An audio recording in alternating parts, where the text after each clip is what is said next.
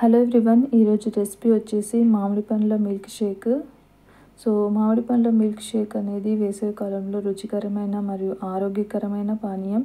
మామిడి పండ్లు vitamin A, C మరియు ఈలతో సమృద్ధిగా ఉండి శరీరానికి అవసరమైన పోషకాలను అయితే అందిస్తాయి. సో మామిడి పండ్లలోని విటమిన్లు ఏ, సి, ఈ. అయితే నేను ఇక్కడ మామిడి పండ్లను 2 పండ్లను తీసుకొని మంచిగా ఈ విధంగా ముక్కలుగా కట్ చేసుకున్నాను. సో మిక్సీ జార్లోకి తీసుకున్న తర్వాత ఇందులోనే కొంచెం బెల్లము, కాచి చల్లార్చిన పాలను అయితే తీసుకున్నాను. వీటి మూడింటిని తీసుకొని మంచిగా మిక్సీ అయితే పెట్టుకోవాలి. సో మిక్సీ పట్టుకున్న తర్వాత ఈ విధంగా మనకైతే వస్తుంది, మిల్క్ షేక్ అయితే వస్తుంది. సో దీన్ని ఒక గ్లాస్ జార్లోకి అయితే వేసుకోవాలన్నమాట. సో ఇందులో మనము పాలు క్రీమీగా ఉండాలంటే పూర్తిగా ప్యాటున్న పాలు ఉపయోగించవచ్చు అన్నమాట.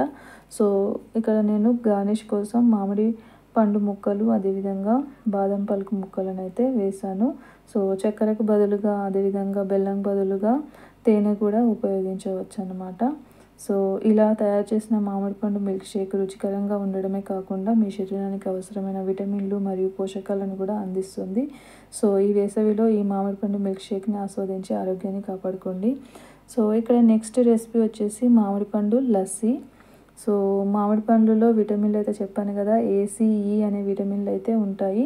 సో ఇక్కడ సేమ్ ఇంగ్రీడియంట్స్, కాకపోతే పెరుగు ఒకటి, మిల్క్కు బదులుగా పెరుగు అయితే యాడ్ చేసుకొని మనమైతే లస్సీని అయితే ప్రిపేర్ చేసుకుంటాం అన్నమాట.